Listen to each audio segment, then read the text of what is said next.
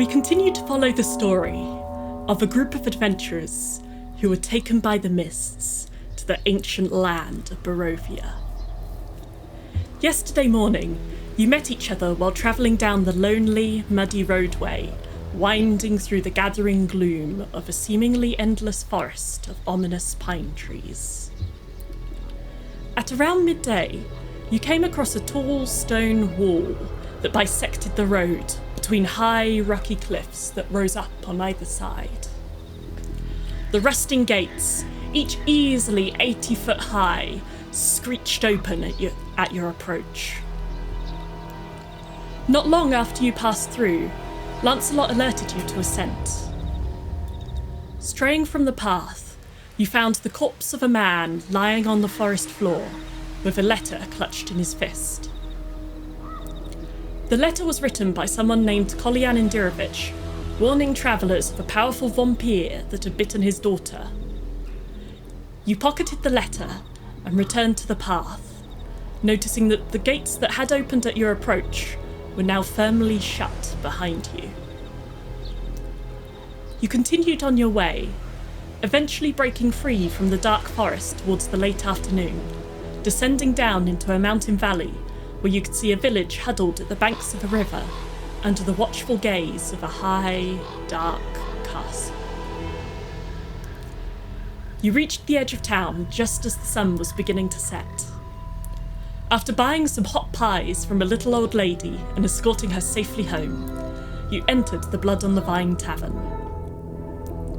You had a tense conversation with the 3 Vistani proprietors of the inn, and Leah went on an accidental date with the handsome man who had been sat alone in the corner watching you all. You discovered that he was Ismark Kolyanovich, the son of the late burgomaster Kolyan Indirovich, whose letter you had found that morning.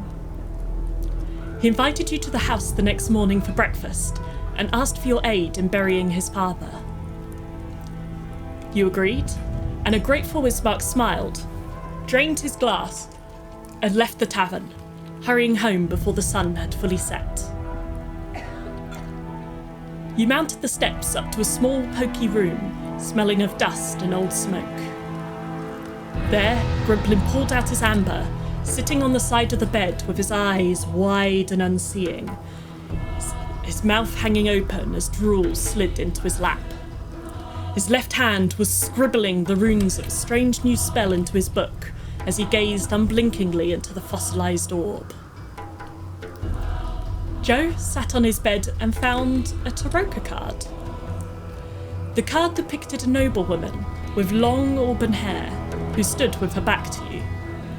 Behind her were blood-red roses, while ahead of her were dark trees, dark shadows, and the watchful full moon. Underneath was written, "The Lost Soul." Serafina suggested that perhaps the lost soul was Irina. The suggestion felt right to you, Joe, in a way that you couldn't fully explain. You had a strange sense that your future would be touched by Irina in some way. You went downstairs, and finding Sorvia sat alone at the table, you asked her for help interpreting the cards. The Vistana sadly told you that she could not help. When she and her sisters were cast out, they were cut from the threads of fate and could no longer read the Tarot-ka. She suggested that your best hope was to seek the aid of either Esmeralda d'Avenir or Madame Eva of the Tsir Pool. Returning to the room, you found Grumplin emerging from his trance. Leah read the next 2 books of her book, The Twilight of the Dusk Elves. Chapter 6, A Kingdom in Ruins, and Chapter 7, The Rise of Strahd. You all settled down for your evening's rest. Most of you had pleasant dreams of your time before, of training in the sun or playing in the Hall of Living Stars, and the feeling of joy and belonging. Joe, however, you did not have pleasant dreams. You dreamt of your mother, though silent tears slid down her face. You saw your father smiling, though when he ruffled your hair, his hand came away bloody. His face then morphed into another man, an old knight who looked strangely reminiscent of Seraphina. The man cried, "I never meant it to happen like this!" But his words were drowned out by the flapping of a great dragon's wings. Its breath was not fire, but the icy cold of the grave. Lastly, the familiar old crone in her bangles and shawl emerged from the mist. "This is the last time I shall visit you, Romani. We shall meet but once more, when you visit me." You woke with a start, gasping awake in the grey of a chilly Barovian dawn. Leah, you were particularly disconcerted to wake, having never fallen asleep before in your life. It was strange and unexpected, though you were glad to escape the usual nightly visions of being lost in the creeping mist, your soul slowly draining away. Early this morning, you all left the tavern, heading in the direction of the Burgomaster's mansion. You found it to be a somewhat decrepit house, with boarded windows and the mark of dark fires against the crumbling stonework. Ismark hurried to open the door and invited you inside. You saw a woman with dark hair stood on the staircase.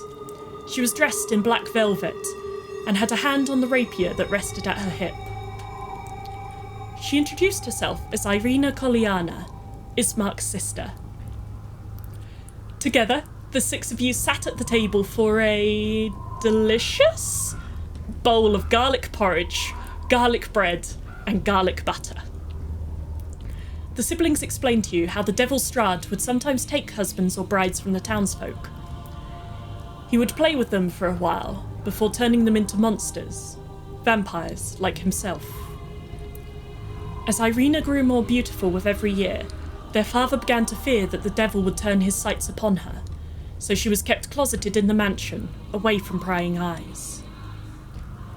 Alas, 10 days ago, Strahd had visited their father unexpectedly to discuss raising the harvest taxes, and saw Irina stood in the hallway. Just as their father had feared, the devil immediately claimed her as his own, furious that she had been kept secret from him. He began harassing the family, laying siege to the house at night. Twice, Ismark found him in her room, drinking at her neck. The strain became too much for their father, who died of a heart attack several days ago. Ismark asked that you first help him bury their father in the sanctified graveyard of the local church, then escort Irina to safety. He suggested the Church of Vallaki. It has hallowed ground, where Irina might be safe to lie low and wait for the devil to grow bored and abandon his pursuit. You agreed. Irina desperately wanted to attend the funeral, but eventually agreed to stay behind. The 5 of you stepped out into the grey drizzle, the coffin heavy on your shoulders. As you climbed the hill, the haunting shrieks of Father Donovich's son shattered the silence. Ismark explained that Doru had been seduced by the devil 10 years ago and turned into a vampire, then sent back to his father. Father Donovich locked his son in the Undercroft a decade ago, and Doru has remained there ever since, forever starved and yet never dying. You found Father Donovich knelt before the altar, beneath the shattered remains of a stained glass window that may once have been a rising sun. Ismark persuaded him to leave his feverish prayers for a moment to perform the ceremony. The rain fell more steadily as Ismark dug the grave for his father, slowly soaking through your cloaks and beading in your hair. Seraphina stepped in when the good father proved unable to continue the ceremony. It was strange. Though you said the words correctly of the funeral rites, you didn't feel a connection to your god, and you got the sense that the Morning Lord was no longer watching. Towards the end of the ceremony, Leah spotted a figure stood at the edge of a graveyard, just beyond the iron railings, his head bowed as if in prayer. When you pointed it out to Ismark, You felt his hand grow stiff in yours. He explained that that was the devil himself. Seraphina suggested you fight him, but Ismark warned you against it, saying that the devil was too powerful to defeat. You hurried back to the mansion to make sure Irina was still safe, and you found her waiting eagerly in the hallway, now in travelling clothes, a backpack at her feet. Ismark asked if there was anything else you needed, and you asked for a map. Grimplin, you were able to find one tucked in the back of a book on a book on geography in their modest library. It's crumpled and stained, but still legible. You decided that when you reached the crossroads later today, you would not take the mountain road, but the low road, staying tonight with the Vistani at Sir Paul. With that, Ismark gave his sister a hug goodbye. He asked Leah if you would write to him, if you would write back to him if he were to write to you. Seeing you all lined up watching their interaction, he seemed awkward and shy, but gave her a hug and a kiss on the cheek, bidding that you'll keep yourself safe now. He stood on the steps watching until the road bended away to the west, and you passed out of view. So, for the start of this journey, we're going to do a bit of a travel montage. So I highly encourage you to interrupt me at any time if you want to roleplay, ask questions, investigate, loot something. I'll try and pause every now and then to give you space before moving on, but I'll be relying on you guys to interrupt me if there's something you want to do. Does that work? Mm-hmm. Yeah. Awesome. Let's do it. Can we niggle each other along the way as well? For sure. The road takes you out of the village proper and down through a belt of farmland where dour-faced Barovians tend the fields. Several stop their work to gaze at you. Their stare isn't hostile per se, but it's not welcoming either.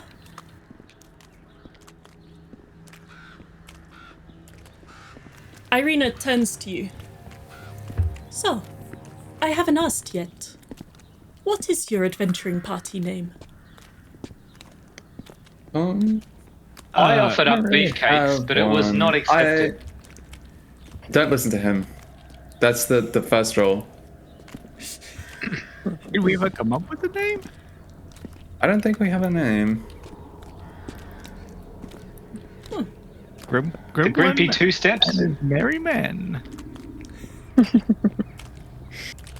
Don't I listen think to it either should be of them, I maybe guess. in honor of Bill somehow.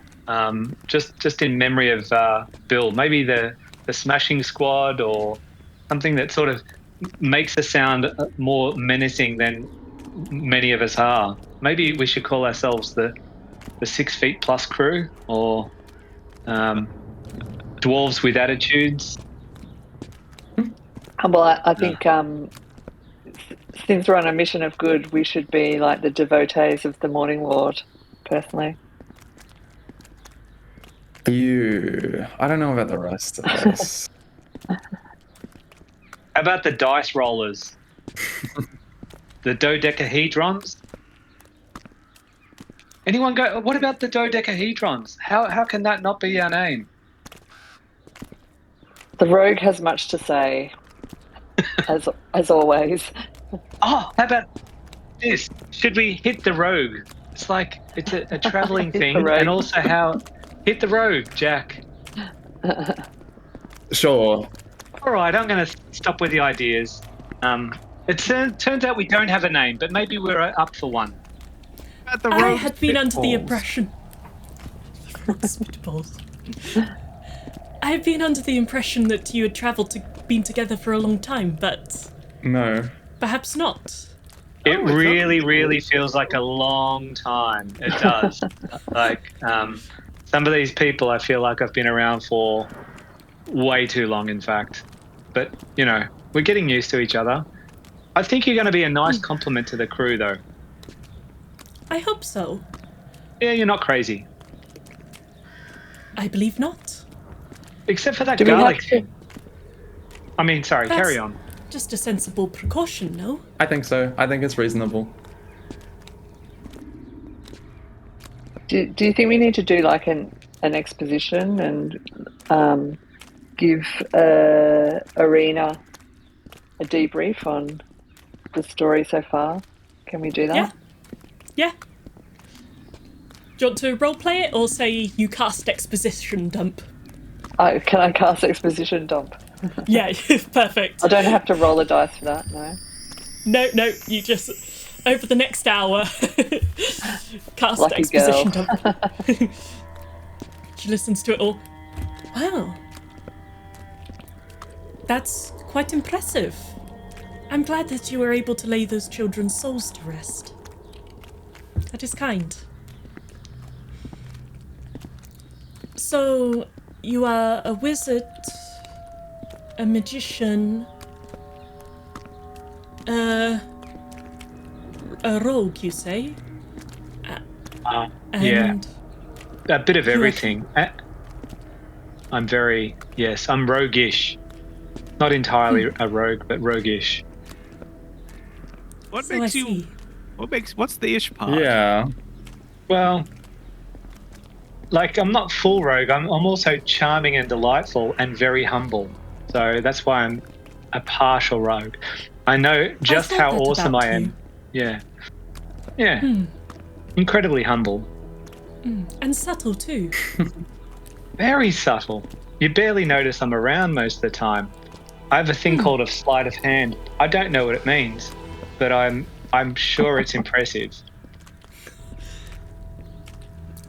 I'm sure.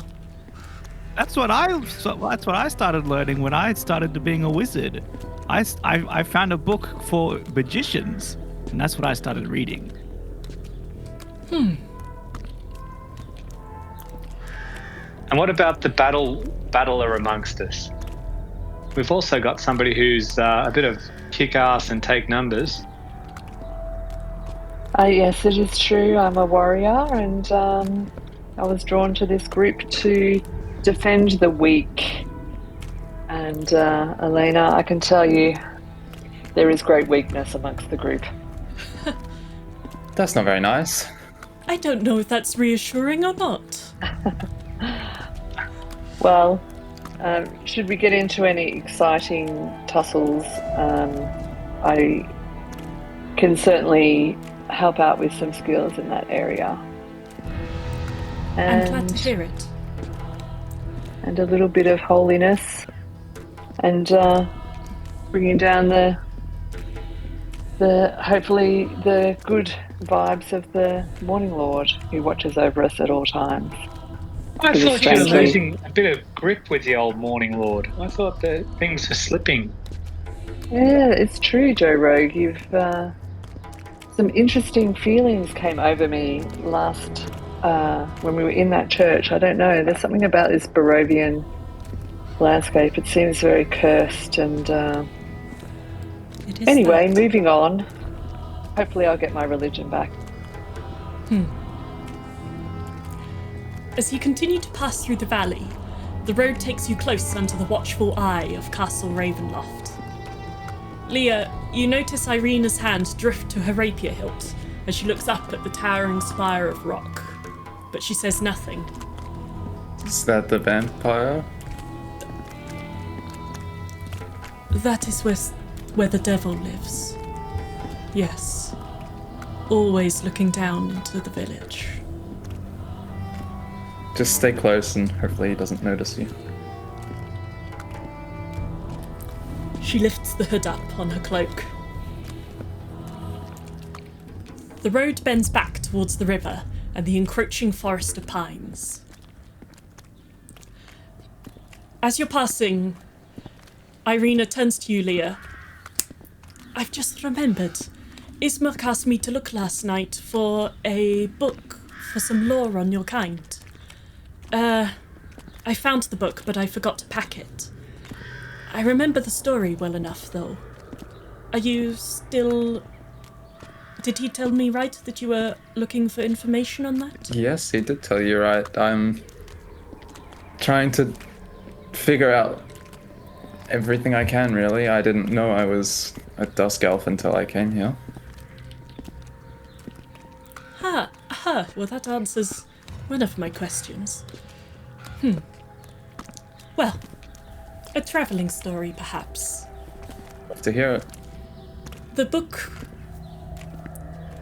From what I understood from the book, nearly 1,000 years ago, before Barovia was ever even called Barovia, there was a hidden elvish kingdom deep in the woods.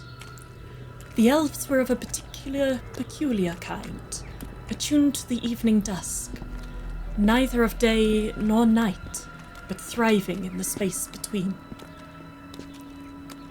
When Barov's forces came into the valley, they discovered the Dusk Elf Kingdom and tried to make them pay a tithe. The Shadow King refused, instead preparing his people for war. They should have been well able to hold back the humans. They had strong magical wards after all.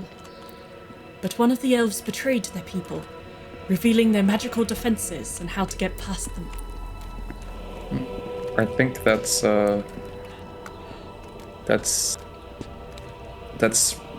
Rahadin? I had forgotten his name. Yes, I think so. Yeah. Yes, Rahadin. And I'm gonna take out my book and show her and be like, I've been reading this at the moment. It's. She takes it. Oops, sorry. No, you go. She takes it. Ha! It's the same book, but yours looks to be a different edition to mine. It's interesting. Yes, mine was a second edition. Huh. Perhaps you don't need the rest of the story then. Well, I don't need the start, but I have not read past chapter 6. Or chapter... I think I'm up to chapter 7, actually. Which one was that? That would be The Rise of Strahd. Ah. Pardon yes. my So language, when I shouldn't say Strahd his name. led... This is true. This is true. The devil led his father's army. Yeah, I'll give you 1 gold if you say his full name out loud, very loud. I don't want your gold. I'd rather keep her in a safe. Thank you. The devil led his father's army, and they destroyed the kingdom, murdered the royal family, hunting down any survivors, and razed the kingdom to the ground. The surviving Dusk Elves scattered. They formed multiple different small encampments and societies, but they were hunted by the devil's forces until only one clan remained, just south of Vallaki. The elves tried to remain unnoticed, but one of them, an elvish woman, became seduced by dark magic. She was discovered by her kin midway through a ritual, where she sacrificed an elvish child and drank their blood. Her crimes were punished by death. This elvish mage had been a consort of Strahd, of the devil, sharing secrets of her dark magic with him.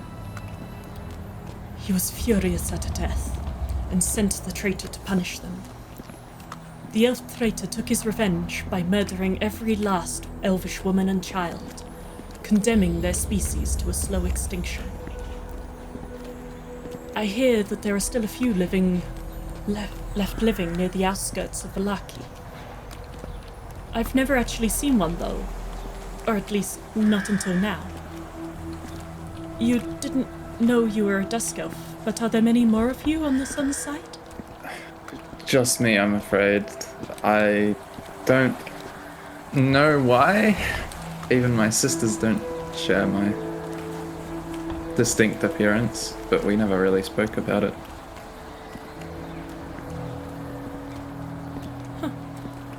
Strange indeed. I also found this. Irina holds up a delicate silvery blue flower that's been pressed between wax paper. The book also had this tucked inside, used as a bookmark. I've never seen a flower like it. Can I hold it?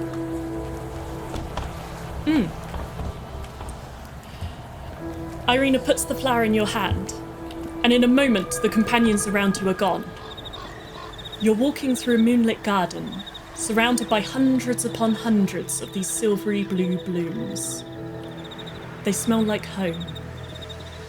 Behind you, you hear someone approach. There you are, little star. You turn your head, and whoosh, you're back on the road, the dried flower in your hand, and your companions looking at you. Irina, do you mind if I keep this? Not at all. Thank you. I'm just gonna... What happened then, Leah? You looked a bit spaced out for a minute. Nothing, just a memory. And can I just put it in my pocket? Mm-hmm. Do I recognize the flower? Like the species or the type? Make a history or nature check, your choice. That would be nature. 16. 16. You look at it. Until today, you would have said that you've never seen this flower before. But especially after having had that memory just refresh in your mind, you look at it now, and to your mind comes the name Stellaris Bloom.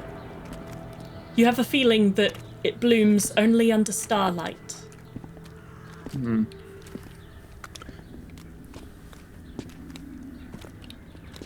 I'm done with my little exposition section now. You can keep going on your journey. Perfect. It's almost lunchtime as you pass an old farmstead. Once a cottage barn, weather and age have reduced it to nothing more than a glorified windbreak.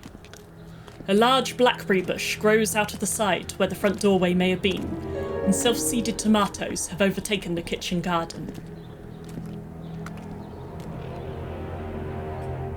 Leah, Yes?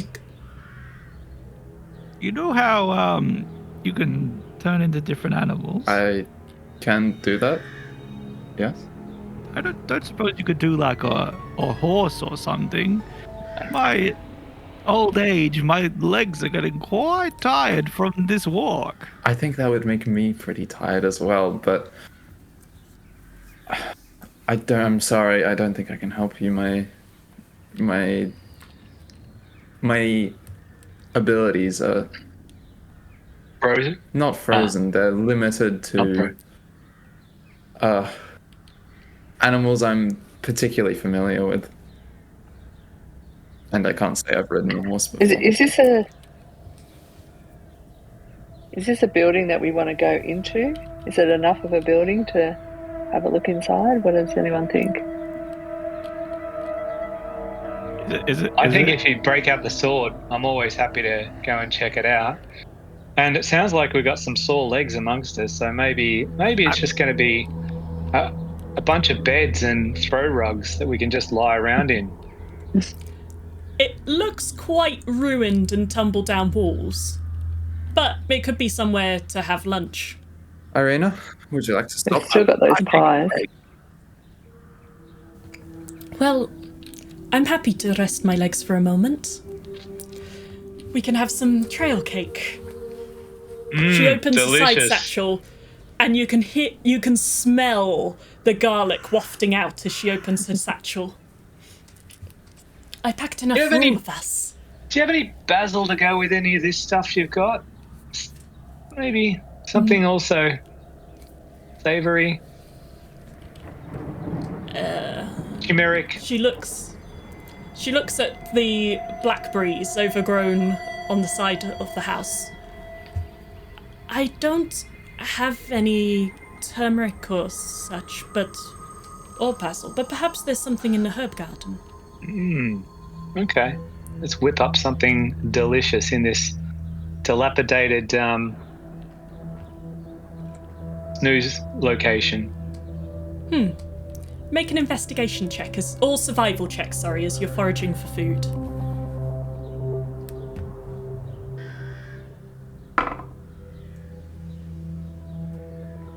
That would be an 18.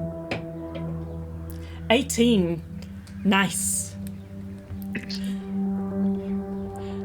You're able to find some self-seeded tomatoes that have overgrown the kitchen garden. The vegetables you pick are small and tart. Many have already been visited by birds and caterpillars, so you'll find yourself having to really stretch for some of the harder to reach fruits. At one point, you lose your balance and fall forwards through the plant, landing hard on the damp earth. Sprawled in the dirt, you turn your head and see the long, dead body of a farmer's wife, her apron half rotted away and patched with fungus. Her corpse is sat up against the wall, holding its stomach as if she died trying to staunch a deep wound. Ooh, I'm hungry, but not that hungry. This is a little bit creepy, and probably is not going to make for a delicious meal or a delicious location. Can I just do a further inspection of this corpse to see whether it's for the cause of death, as to whether it was food related? You said staunching a wound. Was that because she was cutting her guts out, or because she suffered some sort of wound from self-inflicted or otherwise? Make an investigation check, as you'll have to lift her arm to look closer at the wound, or what remains of her arm. 12. Yeah, 12. 12. Yeah. You lift her arm, and it looks like there's a deep wound across her belly. You don't think it's self-inflicted. It looks more as if something has gashed out and disemboweled her, perhaps, and she was trying to hold her stomach together as she died. But as you lift her arm, you feel the withered grey hand suddenly close tight on your wrist, and you look to see the woman's eyes are open, though a strange milky white colour. Grimplin, you hear a moan, and turn round to see the pale corpse of a man with a pitchfork rising from where he had been lying. A mournful wailing fills the air as the deceased family notice your presence. And I'm going to need you all to roll initiative. First one of these in a while. Bum, bum. Okay, so I haven't got the map cam working on the other thing, so shall I just do it on this one and switch the camera over? Yes, please. Yep, makes sense. Grimplin, you're up first, as you hear this low moaning and you turn over your shoulder to see that there is a farmhand slowly getting to his feet. All right. I'm going to back away a bit and cast my new spell. Are we calling it spiritual weapon? What are we calling it? I don't know. Flaming weapon? Burning weapon? Hellish weapon. Hellish weapon. Hellish weapon. Yes. All right. I can choose any form that it would, and I would like it to look like the fists of our old friend Bill. But they're like on fire. Perfect. Yes, these flaming fists. Beautiful. I do not have any flaming fists. Okay, your choice. Do you want a flaming torch on its side like that, or a little fire like that? Can I please have the torch? The torch? Perfect. Nice.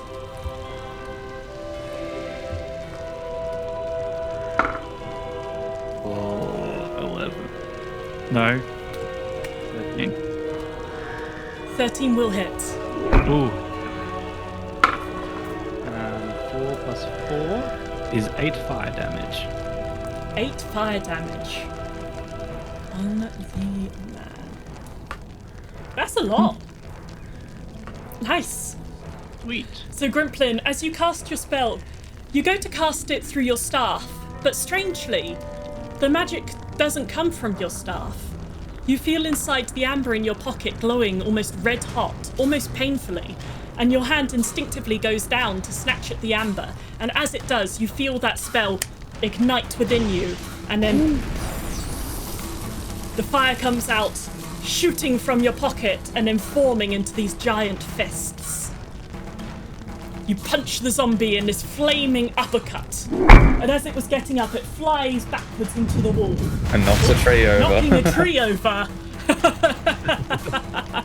The power. The strength.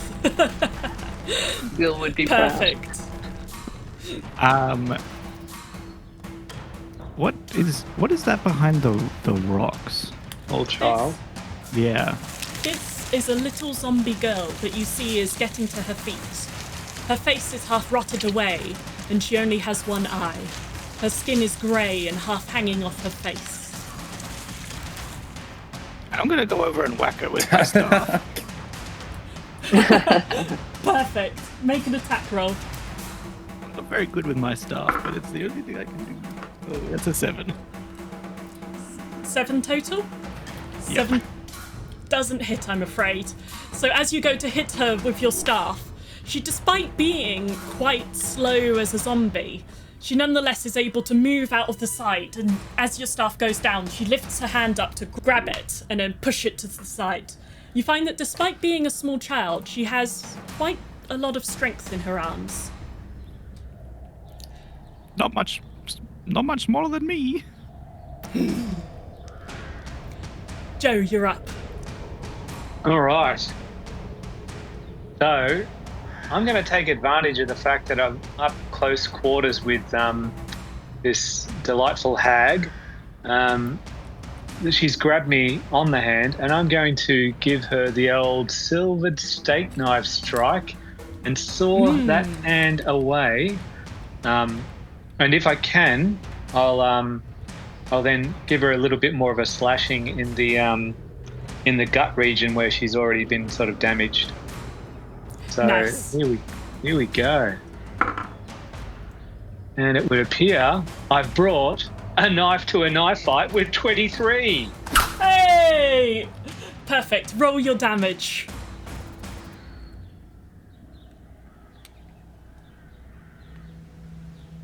That would be a hefty 4. 4 points of damage. Yeah. Not quite enough to sever through her arm. So you take your knife, you slash it across. It's a deep wound. You can see it, and it might have gone through, except your knife gets caught slightly on the bone. You manage to pull it back, and as you pull your knife back, you feel the bone break, but it's still got the sinew on the other side of the arm, just holding her wrist in place. All Is there right. anything else you'd like to do? I'd like to hide behind those rocks. Okay. Just a note, as you move away from her without disengaging, she'll get an attack of opportunity. Does that matter to you? Oh, I don't know. Is there something I can do backflip-wise to avoid that attack of opportunity? So as a rogue, you're able to take the disengage action as a bonus action on your turn. So that would mean that you could get out of her range without her attacking you, but you wouldn't technically be hidden because you can either disengage or hide as a bonus action. Let's do the disengage action, but with flourish. Perfect. You disengage with flourish. What flourish do you put on your disengagement? It's more that I flail my hands and my wrists sort of go in a very sort of damp, fishy kind of thing, but my face belies confidence. Your hands go in a fishy thing. Like I'm sort of scared. Like Oh, floppy right, fish, sorry. but brave on the face. Yes, I see, yes. You backwards. Yeah. But with a brave face. Brave face. Perfect. Confidence. And humble. I see it. Seraphina, you're up.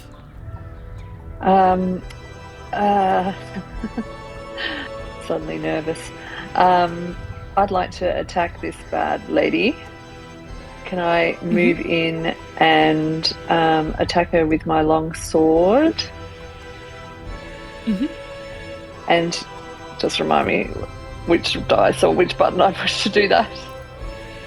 So your longsword, under the actions, Yeah. you should see longsword at the top, and then under hit/DC, there's a +5. Oh, yeah. Do I just If you whack that? click on the +5, yeah. Beautiful. that- 18 will hit, for sure. And then to roll damage, you go to just next to it. Yeah. There's a 1d8 plus 3. And if you click on that, it will roll your damage. Damage 6. Beautiful. So where Joe had almost cut through this woman's wrist, with your longsword you're able to take it and swipe down and completely bisect the wrist, which flops to the ground. The zombie woman looks at her wrist, then looks at you, and just moans mournfully, and then reaches towards you with her other arm. Is there anything else you would like to do as a bonus action? Ooh, 7 points of damage. Nice. So 8 and 7 combined, 15. Damn. She is looking bloody. So as you do that, you cast, not only do you bisect her wrist, but then this blinding holy light of the Morning Lord shines through, explodes out from where your sword hit, and it's like these veins that have been under her skin glow gold and burst with rays of light coming out from up her arm. Perfect. Beauty. Hopefully you're a little impressed by me now. Am I supposed to do something like move away now, or? Up to you. If you move away, she will be able to make an attack of opportunity on you, which means that as you're turning around to leave, she can try to hit you. If you stay in range, she won't be able to hit you, but it's her turn next, so she'll probably try and hit you anyway. Okay, I'll stay. And is there anything else I can do in anticipation of her trying to hit me? Like, not really. So you could use Okay. your action to take the dodge action, but you already used your action to hit her with your sword. So Gotcha. So action, bonus action, and then movement, you've decided to stay, so that is all you can do for your turn. It is now her turn next. Okay, so she is going to try and bite towards your face. She'll reach with her hand out and try and bring your face towards you. But isn't able to bite you. Nonetheless, with her other hand, she tries to claw across. But the claw just scrapes uselessly off your armor. You do see, however, that the wrist that had fallen to the ground, that hand is kind of like this. It scuttles over the ground towards you and then jumps up as if it's going towards your throat. And a hand on its own will make another claw attack.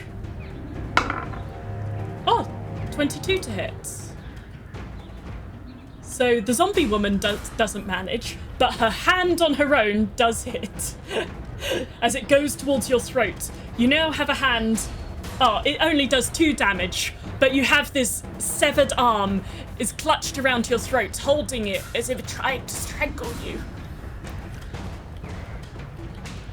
That is her turn. It is now the zombie. It's now the zombie father's turn. Okay. He is going to move towards Joe, who is closest towards him. And he is going to reach towards you with a claw. Let's do this. 15 to hit. That will hit. Your AC is 13. Okay, it claws towards you. Only does 2 points of damage as it pulls towards your face. But one thing it does is as it claws you, it grabs the back of your neck, pulls your head towards it, opens its mouth wide as if it's trying to chomp down on your forehead. Ooh. A mere flesh wound. With an unnatural 20 to hit. And only 2 points of damage. He tries to bite into your temple again, and you feel these teeth scraping across your skin, pulling away neat rolls as he's trying to gnaw his way through your temple. Wow, this halitosis is terrible. I need to get out of here. Oh my god, it is so bad. So bad. Okay. It is now the little girl's turn. She's going to turn to you, Grimplin, where she had held your staff. She's going to let go of your staff and then try and claw towards your face. Oh gosh. Doesn't hit with your AC of 15. Irritated, she gives a strange, streaking moan and then tries to bite towards your eyes. Eyes? With a 21. Oh, God. Okay, she goes to bite into your eyeball, and just at the last moment, you twist your head away, and she manages to bite down into your eyebrow. Ow! Doing 4 points of damage as this zombie girl is biting towards a part of your eyebrow, pulling it apart. Oh, I'm gonna do a hellish rebuke on her. Nice! Yes! Perfect. So as soon as she bites, you just feel this burning anger and frustration, and you let out this angry roar, and your pocket again glows red hot. The fire leaps out of the amber, burns up around you, and you see that the fire isn't the normal red gold crackling flames, but has tinges of darkness threading through it. She throws back her head and shrieks, and the fire does? She has to do a dex saving throw, I think. Aha. Not very dexterous, your average zombie. 13. That fails. So that does 15 fire damage. 15 fire damage. Damn! The fire burns up around her. You see that her skin is starting to crackle and burn, go stiff. It's strange, you might have expected there to be blood leaking through, but there's nothing. There's no liquid at all. It almost seems to dry and desiccate. She moans as she turns to you, but you hear from inside your voice, inside your head, this voice. Yes. Yes. I do a good job.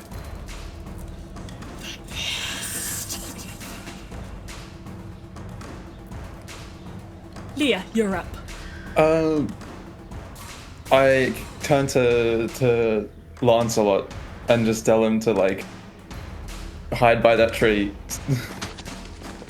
Lancelot immediately turns tail between his legs, and runs back behind the bush. You hear him whining. Are you much of a fighter?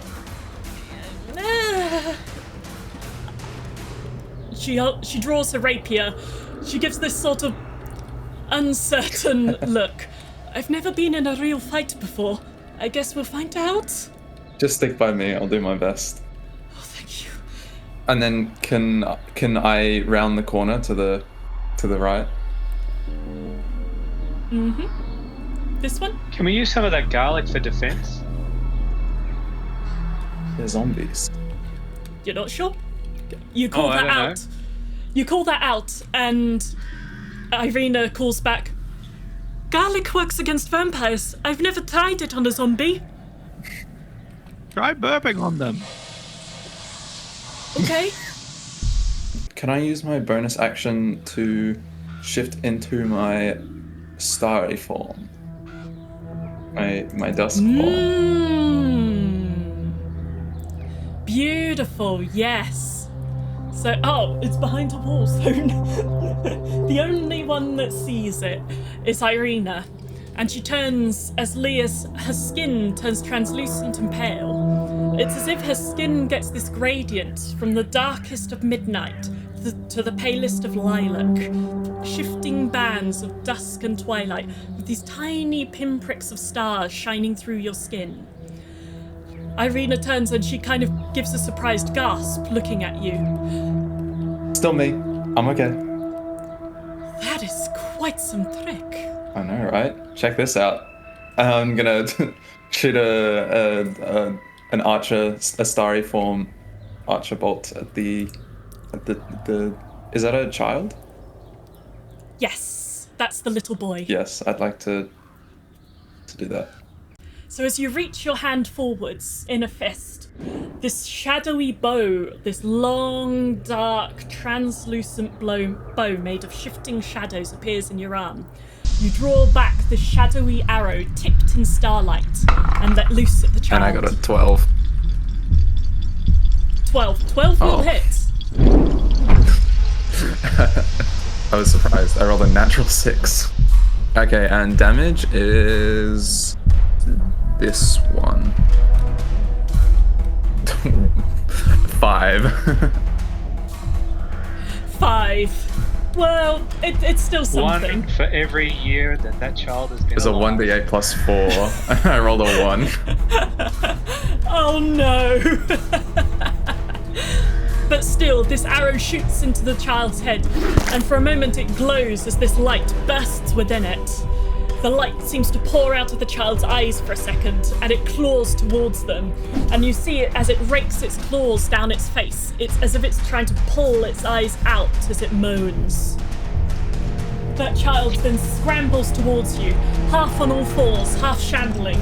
As it runs towards you, reaches out, leaps up towards you, and 16 Yes, will definitely. hit. As it jumps towards you and it clings onto your torso, scratching towards your neck. And doing, 7 points of damage. Dang. Nice. A strong child. Very. It pulls part of your leather armor back, exposing your neck, and goes to bite towards you. But you're able to push it aside, to hold its head back so it's not actually clamping down on your flesh. You've got one hand pulling this child's head away from your neck, the other hand gripping your bow. That will be that child's go. Irina. She will... this isn't going to work, I don't think. She's going to run up to the child and... I do beg your pardon.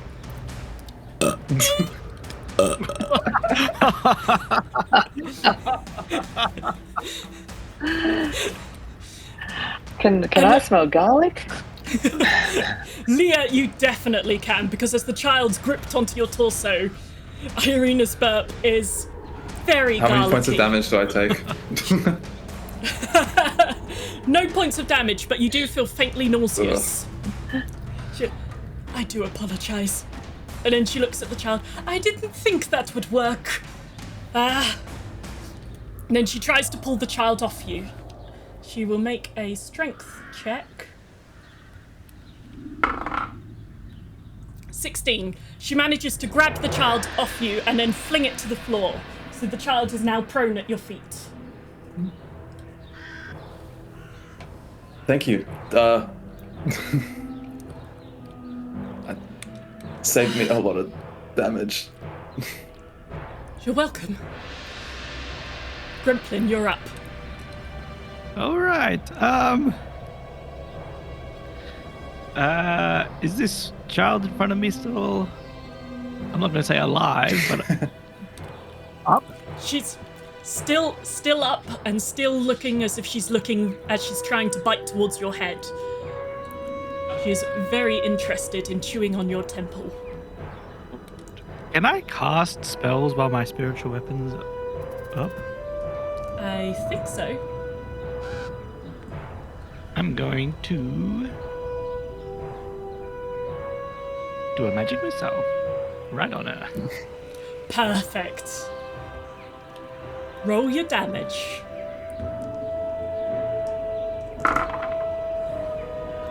10 damage. 10 damage. What do your magic missiles look like? They're like red darts that come shoot. You kind of see a glow shoot through the staff, and then boop, boop, boop, Nice. shoot out, and they'll kind of like go out and then curve back into her. Beautiful. They curve out almost like a firework and then shoo, all fire. 3 of them, and you see them pierce out of her chest on the other side before the darts themselves seem to dissolve, leaving only these gaping holes. Okay, and I'm going to attack with my fists on the other guy. Unnatural 20. Hey! D8. Ooh, 5 fire damage. 5 fire damage. Man, he is looking injured.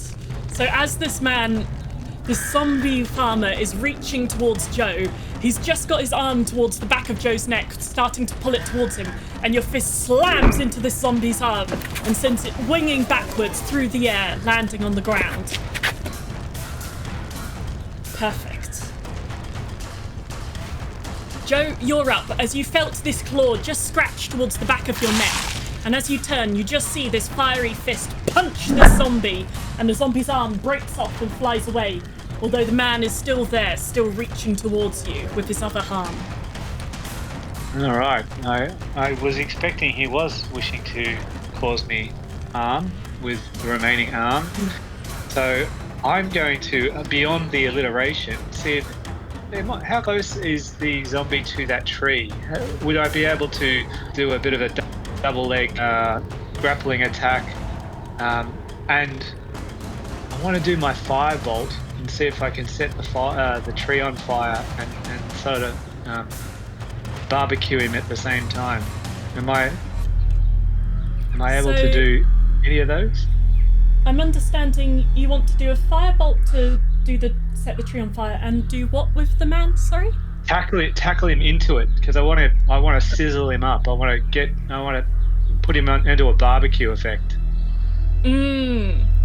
Well, both of those are in action, so technically you couldn't.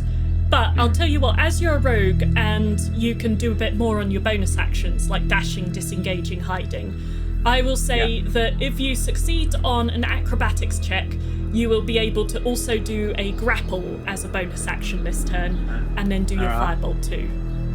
So I need to do acrobatics, so that is a 23. Nice, so you're able to grab the farmer by the throat, and you're throwing him into the tree, is that what I'm understanding? Into the tree, so I can then hit him with the firebolt and hopefully catch the tree on fire so I get extra damage. Perfect.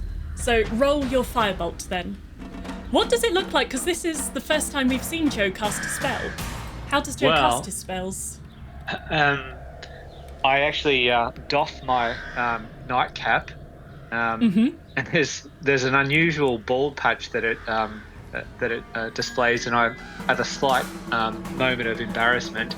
But on that cap, I'm able to fling a powder that then turns to fire in a magical way, and then I abruptly put the cap back on. Nightcap. It's the nightcap attack. The nightcap attack. Nice. That lands on the zombie and will catch the zombie on fire. Unfortunately, the 10 wasn't quite enough to do both, but at least you get to hit the zombie. So roll your damage on the zombie. All right. That would be a 7. 7. So this zombie is looking quite burned. They still look like they've got a decent amount of vitality. And as they're lying against the tree, you can see that part of the bark is charred and burned, but it's not quite enough to set it on fire. But perhaps another go would be enough to tip it over the edge. All right. Seraphina, you're up. Well, I take back everything I said about my weak companions. I'm very impressed with the fighting that I'm seeing around me, but I feel like it's time that we did something to obliterate these zombies, and I think it's time to channel some divine energy. And I just want to ask, can these zombies either see or hear me, all of them? Because we've got like 3 going on at the moment, so all of them can hear or see me. So I'm going to say, by the power of the Morning Lord, strike down upon these zombies and turn the unholy. And if someone could help me, tell me what I'm supposed to roll, that would be great. I think so. You don't need to roll, but they will. So each of them needs to make a wisdom saving throw to see if they're taken by your spell. So first, the mother. The mother gets a -1. Yes, she's turned. Perfect. Then the father. 13. And your spell DC is 12. So the father is not turned.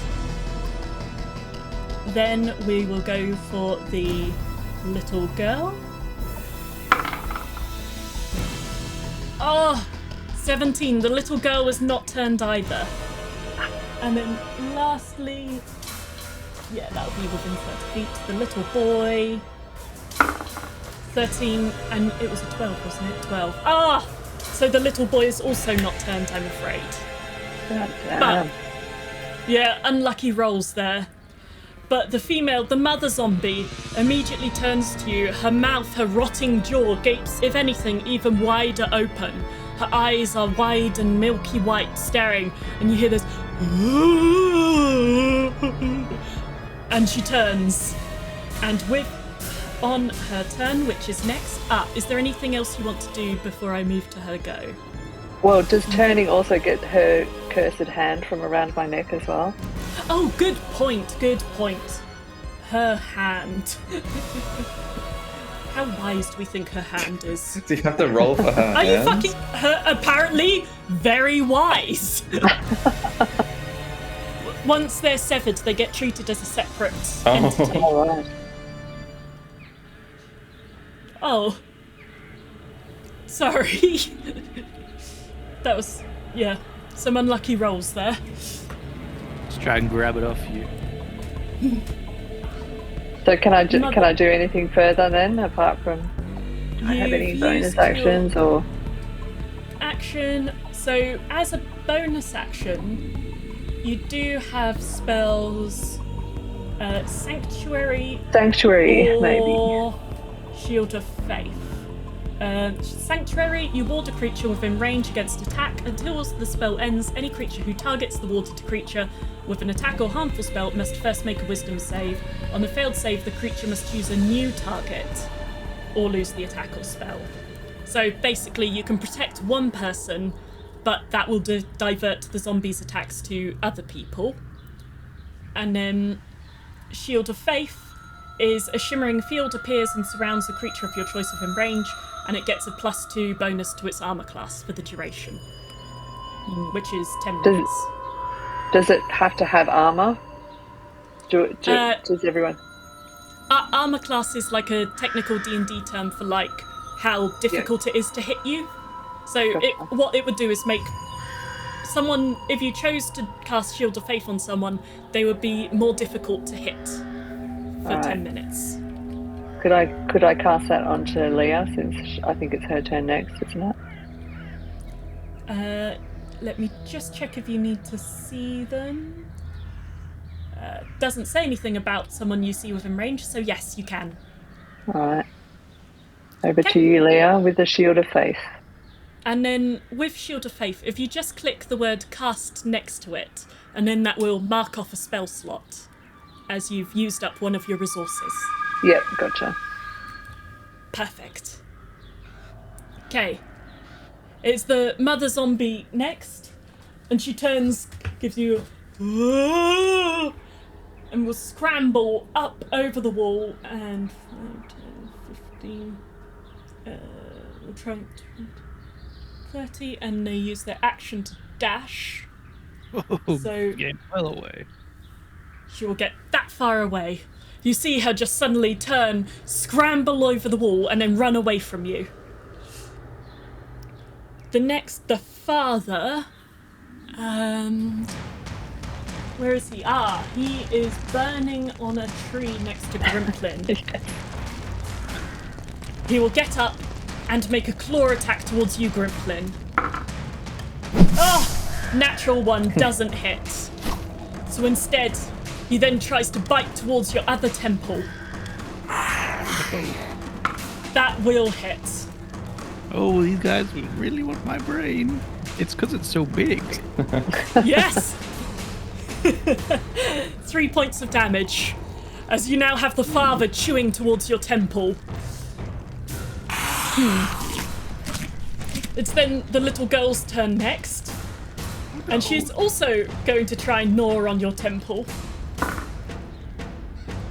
19 will hit, so she gnaws further down into your flesh. Ooh, another 4 points of damage. So she is again chewing on your eyebrow, pulling it apart. You can feel part of your flesh is actually being torn off your face, and she's gulping it hungrily down. Okay, Leah, you're up next. You have this little boy that had been on you that Irina has just flung to the ground.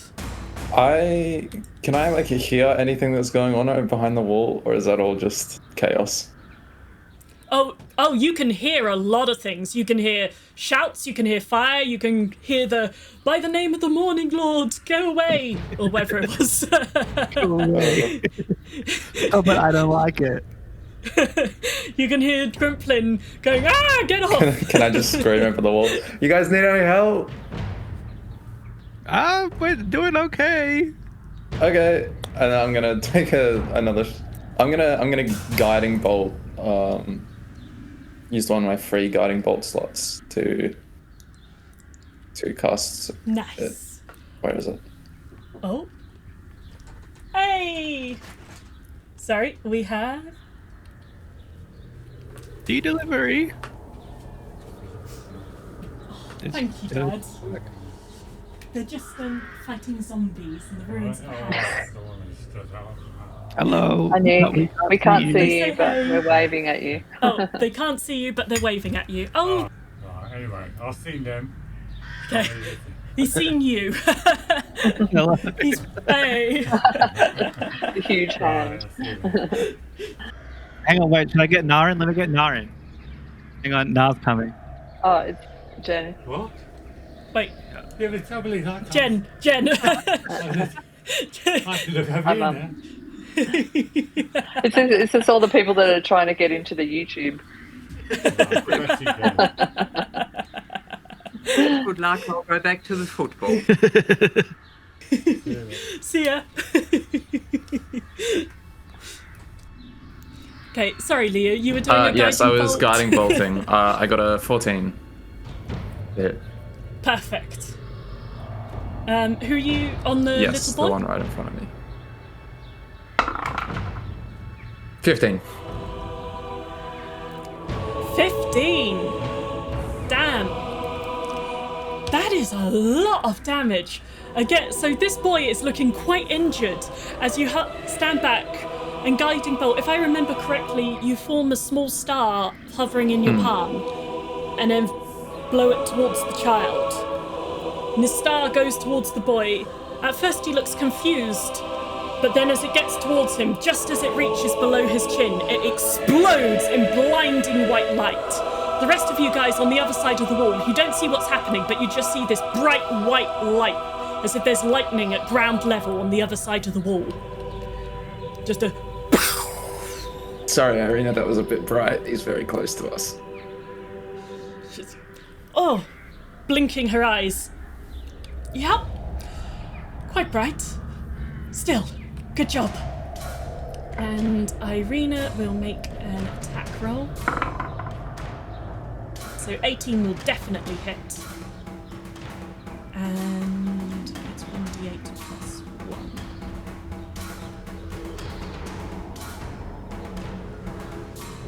1. Hey, 6 points of damage. So as you do that, she blinks her eyes slightly, but still, with her rapier, spikes it through, and she runs the child straight through with the rapier, so it's now impaled on the end of her sword. She then turns to you with the child on the end of her sword, hanging slightly limply. Finish it, I guess?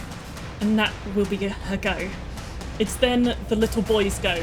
He's on the end of her rapier and he's going to reach forwards and start pulling himself towards her along the end of the sword.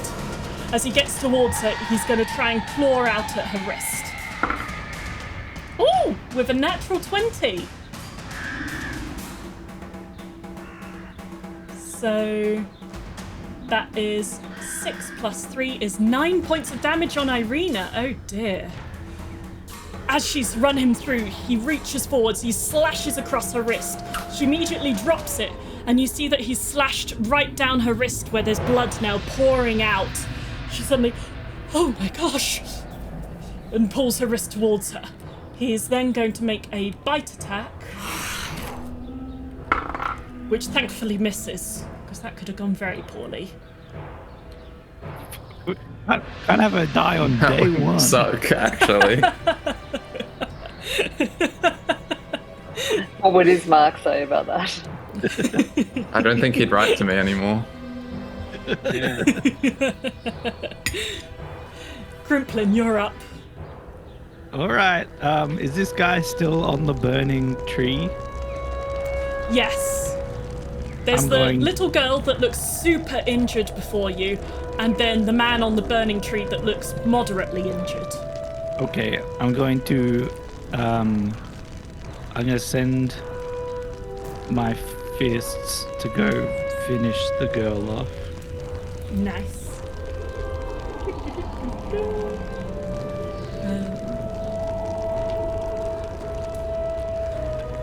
What is it? Plus 6, so 13. 13 will hit.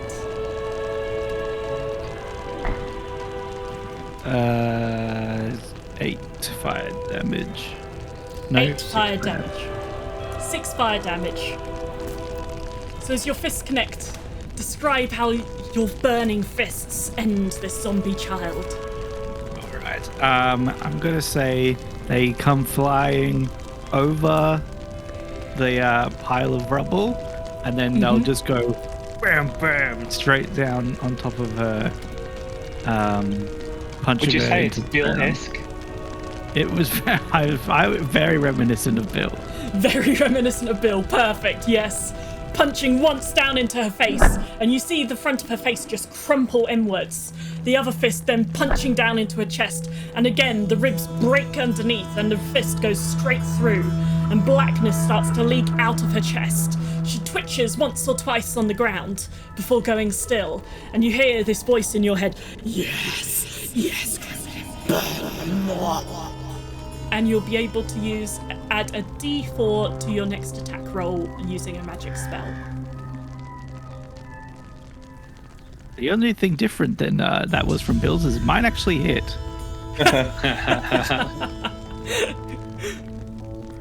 Okay, I'm going to do a stand back a bit and do a firebolt on this guy on the burning tree. Stand back so that you don't have disadvantage, but he gets an attack of opportunity. Yes. Okay. So stand back. Oh, she is now burning. And also so I Use- don't get engulfed in the flames. Makes sense. And so he will do a attack of opportunity. Will try and claw towards you. 12. I don't think that hits, does it? No. Not. Perfect. And in your firebolt. Oh no. Oh. A 9. But you've got. Did you roll the d4? Oh. A 10. A 10. Oh no, that is. Yes, that will hit. So the spell. Your firebolt going towards this man as he's lying on the tree with the burning still up on his legs. He goes to stand up towards you. You fire your firebolt. Your hand is shaking slightly as this blood runs down from your eyebrows into your eye. You think for a second it's going to miss, but then you hear a no. And you see the firebolt as it's about to go wide, whip back round and hit the man. Roll your damage. Oh yeah. Let's go. Burn, baby. 3. 3 points of damage. Nice. Well, it all goes in the same place. So, Joe, you turn, you see Grimplin, the fist smash down on this little girl. Then Grimplin stand back from the man, use another firebolt that seems to even further burn the tree towards kindling and set fire to the man's legs. What would you like to do?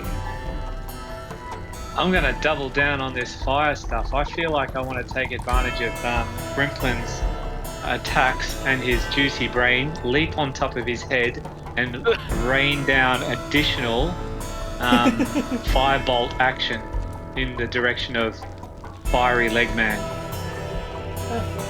You jump on top of his head. Roll your firebolt. Very tough boots. Well, that's a fiery 9.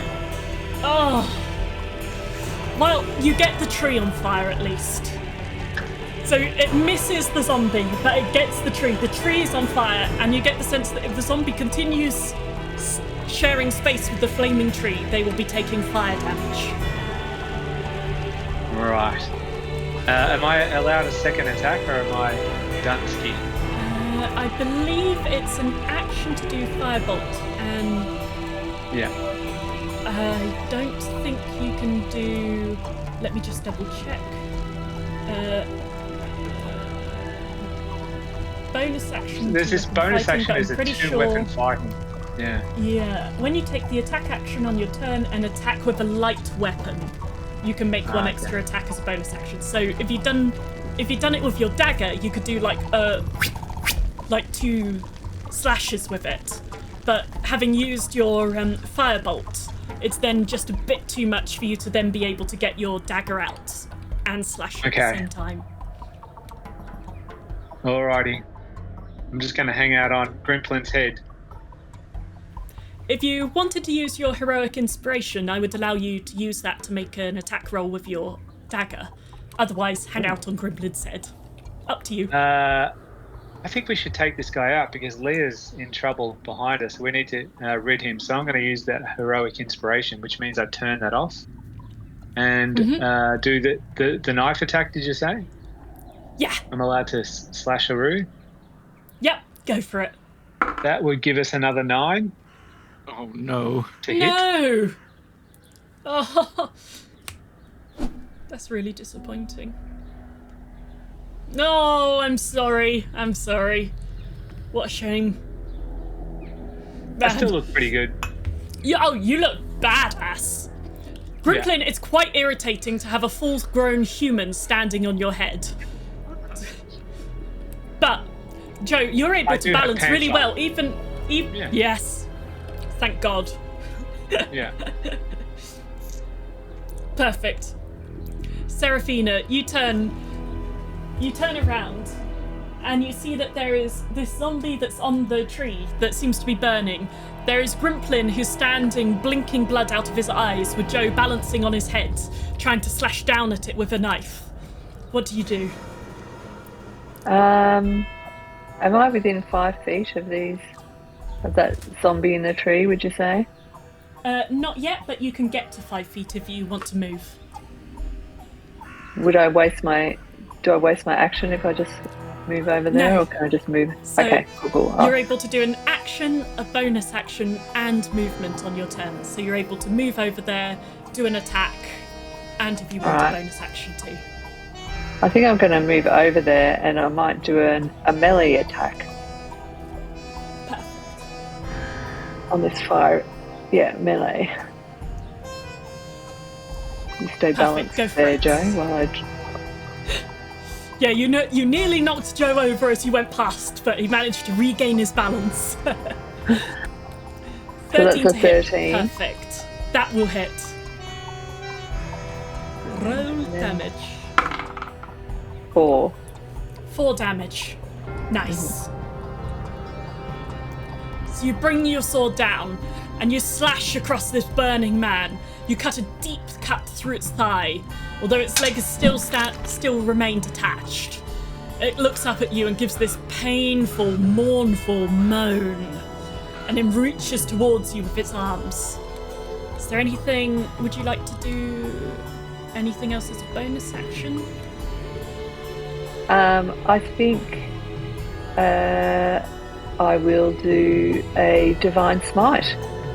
Nice. Perfect. Go for it. Do I click on the spell slot? Yeah.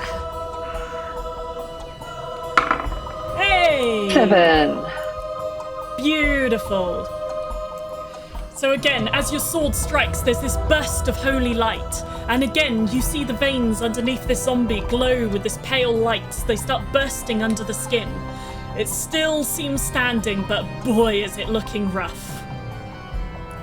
Okay. The zombie woman is going to spend her turn running further away. But her arm, which succeeded on the wisdom save, is going to crawl up behind you guys. We'll say this is her arm. So it was there.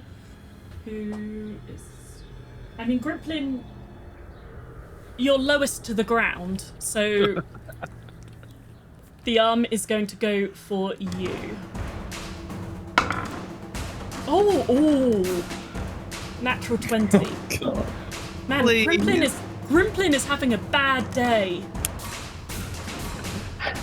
He's got that So dude on his that's- head. 5 plus 6 is 11 points of damage. Blimey. So that will take Grimplin down, no? That takes me down. Goodness. Yeah, so...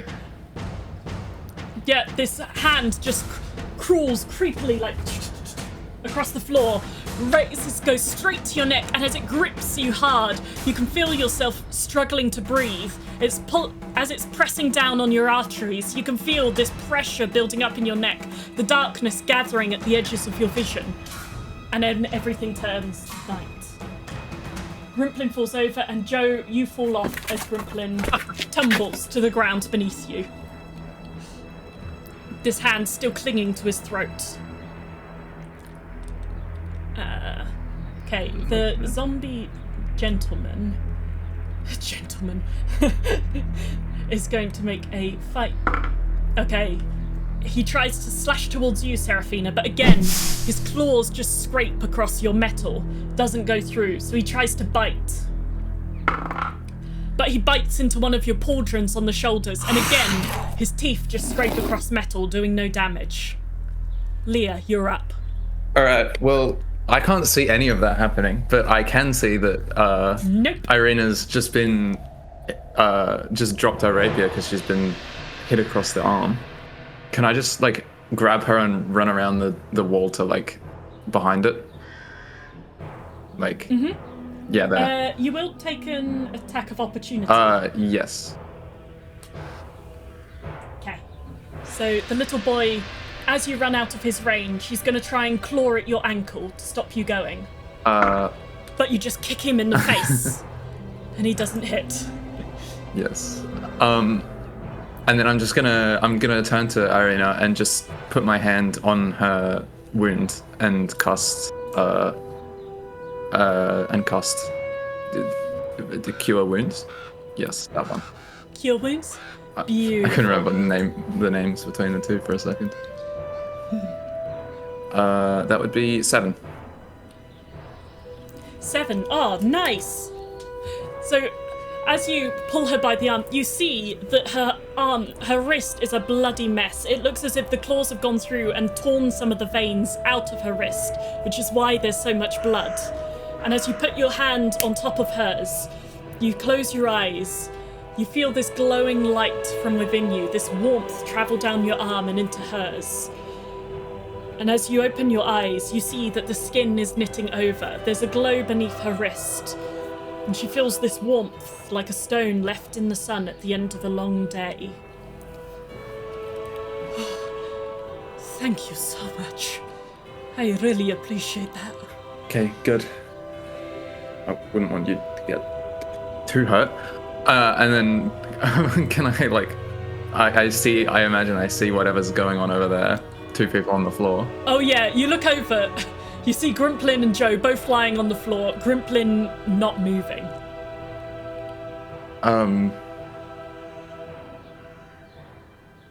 Oh no. I have used my action, but I don't think I have much I can do on a bonus action. I don't think so. Let me just check, because you're in your starry form. I'm not sure if that gives you bonus action. Oh, is my ranged attack a bonus action? As a bonus action, yeah. When you activate this form, and as a bonus action on your subsequent turns while it lasts, you can make a ranged spell attack, hurling a luminous arrow that targets one creature within 60 feet Yes. of you. Well, now that I'm around the wall, I guess I'll cast it at the man. Makes sense. Because I can see that apparently that's giving them some trouble. Looks to be. Perfect. You draw your bow back, and again. Oh, well, I rolled a natural one no matter what, so... Oh no! So you draw back the bow, your shadowy arrow tipped with a starlight, And as it goes towards the zombie man, your arrow goes wide, unfortunately. It shines bright through the trees, but seems to do no damage, alas. Irina doesn't feel confident enough to get within range, but she will step to the side. She will take out a dagger, and try and throw her dagger at it, see what happens. A 2. Yeah, the dagger goes wide and flings off into the distance. Yes, I've never been good at that. And she will duck back around behind the wall. Okay, it's the little boy's turn. He is going to get up and move towards you, and again, he is going to try and make a claw attack at you. Mm-hmm. So that is a 16 to hit. You have plus 2 That's to not your enough. armor That's class. 14 with plus 2. Not enough. Okay, that will still hit then. 3 points of damage. Okay. And as he claws towards you, he then tries to scramble and bite into your thigh. But that will not hit.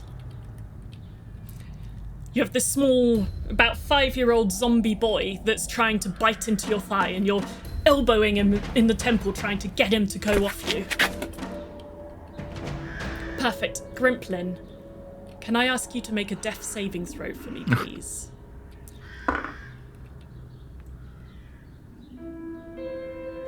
Okay, so Grimplin, as you're lying on the ground, this hand is still clutched around your neck, still squeezing, pulling you closer to death. You slip further into the abyss. Spiritual weapon isn't concentration, so there's still the floating fists hanging around, but they're not doing anything. Okay, Joe, you're up. You've just fallen to the ground, and as you get to your feet, you see that Grimplin beside you has a strange zombie arm clutched around his throat. He's limp and unmoving as it squeezes. Grimps, what are we doing? All right, I'm gonna break out the silverware with the steak knife, and I'm gonna attack that the hand around the neck. Mm-hmm. As my first attack. So that gives us an 11. An 11 will hit. And the damage is 5. 5. Perfect. So with the knife, you're able to immediately impale the hand down on the ground. With the knife through the back of its hand straight down. It twitches once, twice. It tries to scramble to lift the knife off. And then the twitching grows weaker, and then still.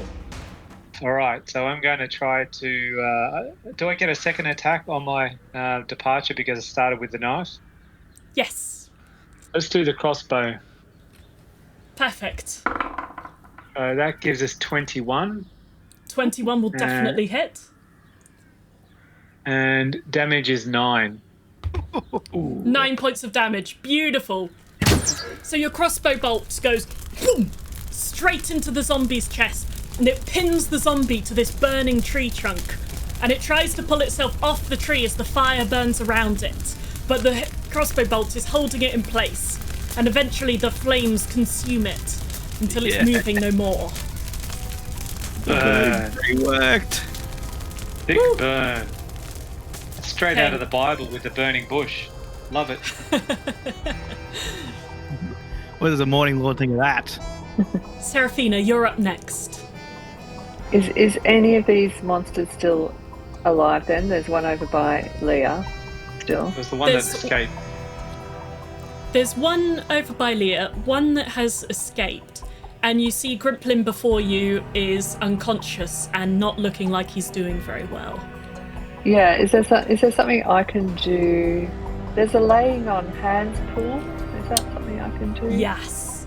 So that's, as a paladin, you have a blessed touch that can heal wounds. So it's a bit different than the spell cure wounds in that you have 15 hit points that you can dish out however you like. So you could touch Grimplin and decide to put all 15 hit points into him, or you could decide to give him just 1 hit point to bring him back to consciousness and away from the abyss of death, or something in between where you want to give him a bit of health but also don't want to use up all your resources. Up to you. Okay, he's not looking too good. I think let's give him a 5 out of the 15. Can we do that? Yeah, go for Right, it. bring him back. Okay, and so I can click. I click next to that lay on hands Yeah. tool. Is that what I click? Yeah. Yeah. Oh, I see. Yeah. There you go. And then I click confirm. There you go. Perfect. Is there anything else I need to click? No. I think that's it. Oh!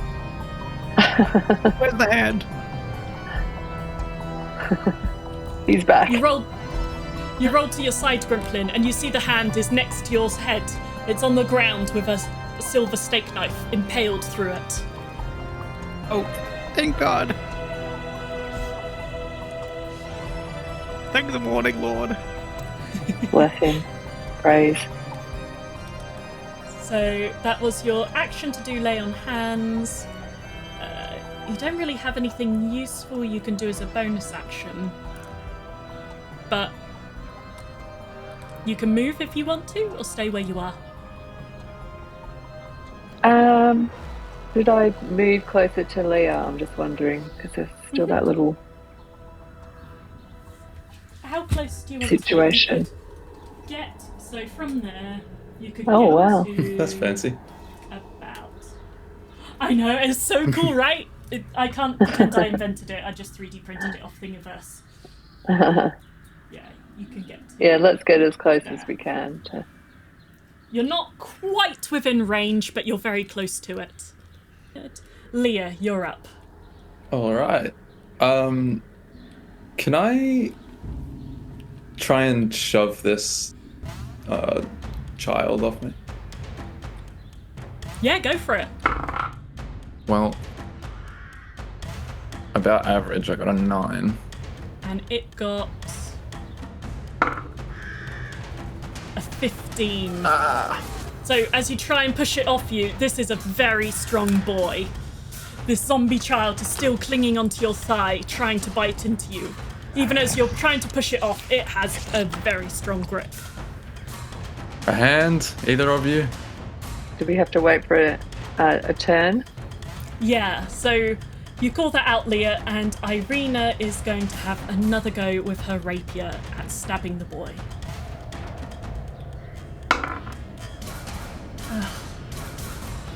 Well, she goes to stab the boy, but as he moves, she suddenly realizes that it's going to go straight through into your thigh, and she pulls her hand short. And that was her action. Okay. Sorry, It's okay. Grimplin. Okay. I'm going to, as I still lie on the ground, roll over, point my staff up into the air, and shoot some more magic missiles. Beautiful, go for it.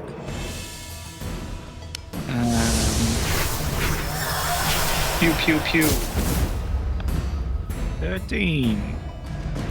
13. Wow. So these red needles zoom through the air.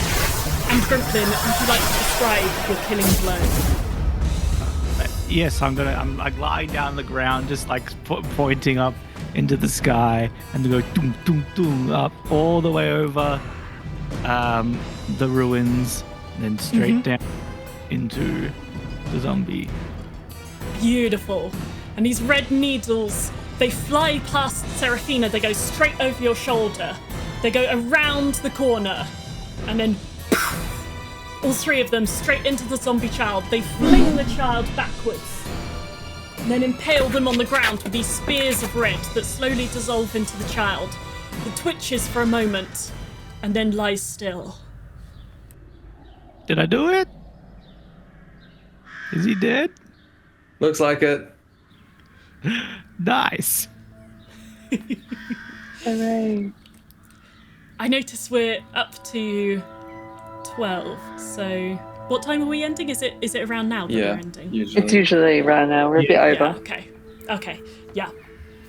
So in that case, as you guys take a moment to gather your breath, sitting or lying or standing among these ruins, these overgrown flowers and wilting vegetables and dead zombies, some of you quite injured and bloody and nursing these strange wounds from the zombie bites that seem to be fizzing slightly on the edge of your flesh, bubbling with this strange, slightly yellow fluid that's coming out of it. You sit there for a moment and take stock under the dark, grey, swirling clouds above. And that's where we'll end tonight. Woo! Nice. I feel tired. I hope I don't turn into a zombie. That would not be great. Yeah, we Yeah, also and- almost that was lost one on exciting. day one as well. Yeah. I mean, you're all pros, but that was my first big battle, so Good job. You did good. Well done. Well, yeah. there was a You lot did. of bravado up front that seemed to sort of dissipate a little bit melted in away. the face of. Yeah. I like to I'm think all that that's aboard. also Seraphina's like real first fight.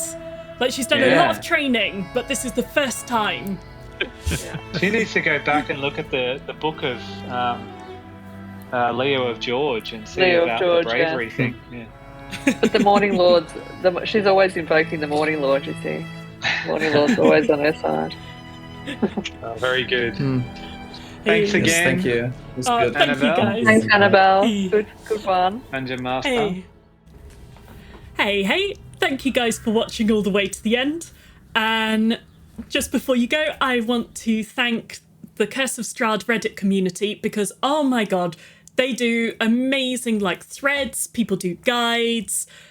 It's so helpful when you're trying to research Barovia, and I do like to cherry pick and take bits and pieces from different places. So thank you, Curse of Strahd Reddit. And for the music I've paid for the Sirenscape Curse of Strahd music pack, and then I mix all the different tracks and do the editing myself in post, just to make it, all leveled and nice and stuffs. And yeah, I have to say, I'm sorry that this one's taken so long to go out. Yeah, there's been a lot going on in my life. I'm in the middle of Kickstarter fulfillment, and yeah. But you won't have to wait so long for the next one, promise. Okay, see you guys later. Bye!